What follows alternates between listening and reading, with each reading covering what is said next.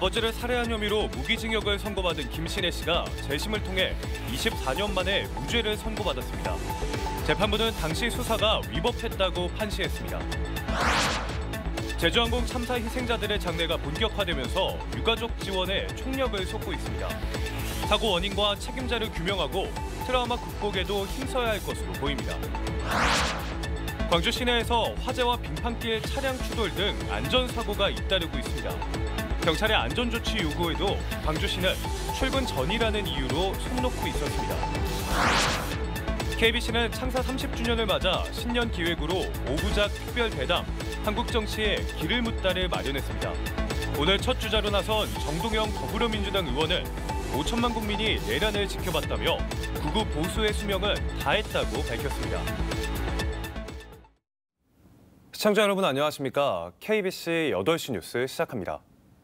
아버지를 살해한 혐의로 무기징역을 선고받은 김신혜 씨가 24년 만에 누명을 벗었습니다.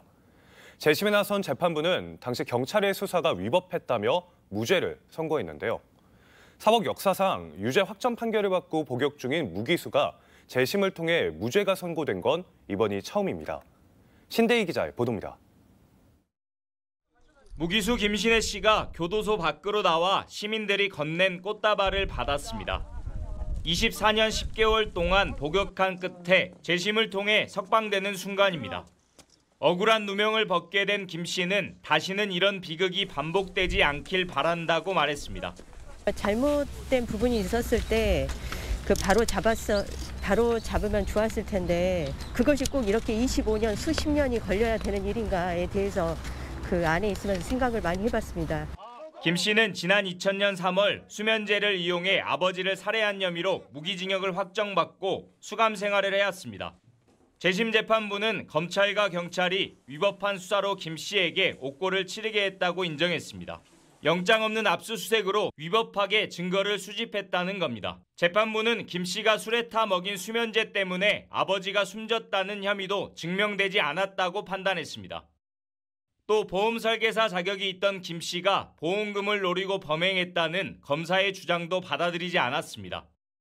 아버지 앞으로 보험을 가입했지만 고지 의무 위반으로 보험금을 받을 수 없다는 사실을 알고 있었을 거라고 봤습니다.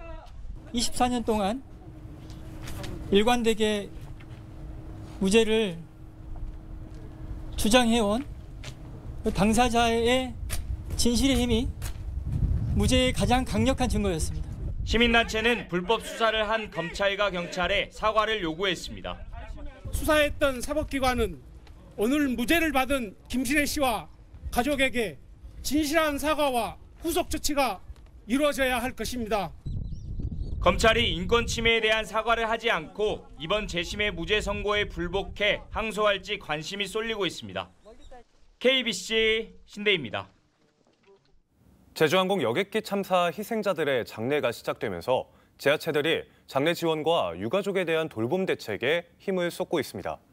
장례 이후에도 유가족들의 생활 안정과 심리 상담 등을 지원하기 위한 방안들을 모색하고 있습니다. 정경원 기자입니다. 희생자 179명의 시신이 모두 유가족에게 인도되면서 장례 절차가 진행되고 있습니다. 장례 절차는 오는 8일 발인을 치르는 희생자들을 끝으로 모두 마무리됩니다. 영락공원 화장장 운영을 2시간 연장한 광주시는 화장이 가장 몰리는 내일 화장로 운영 시간을 추가로 1시간 더 늘리기로 했습니다. 돌봄이 필요한 유가족이나 유가족의 돌봄이 필요한 아동과 어르신, 중증장애인에 대해서는 청소와 빨래, 식사 지원 등 광주다움 통합 돌봄을 지원합니다. 전라남도는 유가족들의 생활 안정과 심리 치료를 제도적으로 뒷받침할 수 있도록 특별법 제정에 나섰습니다. 생활지원금과 의료지원금, 교육비 등에 대한 제공과 심리 상담 및 정신질환 검사 치료를 위한 지원도 규정하겠습니다. 교육당국도 제주항공 여객기 참사로 부모를 잃은 학생들에 대해 장학금 지급 등 경제적 지원에 나서기로 했습니다. 이번 참사로 1명 이상의 부모를 잃은 유치원생과 초중고생은 광주 전남에서만 20명에 이릅니다. 앞으로의 교육이나 앞으로의 생활이 막막한 아이들도 있습니다. 희망사다리 장학재단이 이번에 이 학생들을 위해서 사용되어질 것입니다. 광주지방변호사회도 법률지원단을 꾸려 유가족들을 대상으로 개별 상담을 진행하는 한편 조사 대응과 왜곡 대응 등 피해자 지원을 이어갈 계획입니다. KBC 정경원입니다. 지난 토요일 옛 전남도청 보건공사 현장에서 대형 화재가 발생했고 오늘 아침에는 11중 추돌 사고가 났습니다. 그런데 광주시가 이 같은 사고를 뒤늦게 인지하거나 제대로 대응하지 않는 일이 반복되면서 빈축을 사고 있는데요. 최악의 참사를 겪는 와중임에도 재난 대응에 기민하지 못하다는 비판입니다. 조경원 기자입니다. 시뻘건 불길이 치솟고 검은 연기가 하늘을 가득 메웁니다. 광주 동구 옛 전남도청 보건공사장에서 불이 난 건 지난 4일 오전 8시 40분쯤. 용접 과정에서 튄 불티가 옮겨붙어 불이 시작됐지만 30여 분 만에 인명피해 없이 꺼졌습니다. 문제는 광주시가 불이 모두 꺼진 뒤에야 시민들에게 재난안전 문자를 보냈다는 겁니다. 문자에 적힌 화재 장소가 정확하지 않았고 2시간이 지나서야 완진 문자를 보내면서 재난 대응에 허점을 보였습니다. 광주시는 여객기 참사 대책본부 회의 중이었고 토요일이라 조금 늦어졌다며 황당한 해명을 내놨습니다. 그런데 이틀 만에 광주시의 늑장 대응이 다시 도마 위에 올랐습니다. 출근 시간 광주 북구 문흥나들목 인근 도로에서 얇은 얼음층이 도로 위에 생기는 이른바 블랙아이스 현상으로 인해 11중 추돌 사고가 났습니다. 도로 관리 주체인 광주시 종합건설본부는 3시간 넘게 아무런 조치를 취하지 않으면서 출근길 극심한 교통 혼잡이 빚어졌습니다. 광주시는 출근 전이라 조치가 늦어졌다며 또 한 번 궤변을 늘어놓았습니다. 여객기 참사로 어느 때보다도 안전에 민감한 시기. 광주시의 굼뜨고 미온적인 재난 대처가 시민들의 빈축을 사고 있습니다. KBC 조경원입니다. KBC는 창사 30주년을 맞아 혼돈의 대전국을 풀어낼 해법을 찾기 위해 신년 기획으로 5부작 특별대담 한국 정치의 길을 묻다를 마련했습니다. 오늘 제1부 정동영 더불어민주당 의원 편이 방송됐는데요. 첫 주자로 초청된 정동영 의원은 비상계엄 시도에 대해 5천만 국민이 내란 사태의 증인이라며 탄핵 정국을 계기로 극우적 보수가 수명을 다하게 될 것이라고 내다봤습니다. 김재현 기자의 보도입니다. 정 의원은 지난 12.3 비상계엄 사태와 이어진 탄핵 정국 속에서 전국 혼란이 계속되고 있다며 우려를 나타냈습니다. 하지만 여야 간 초당적 협력을 위해서는 먼저 국민의힘이 내란 사실을 인정하는 것이 전제 조건이라고 주장했습니다.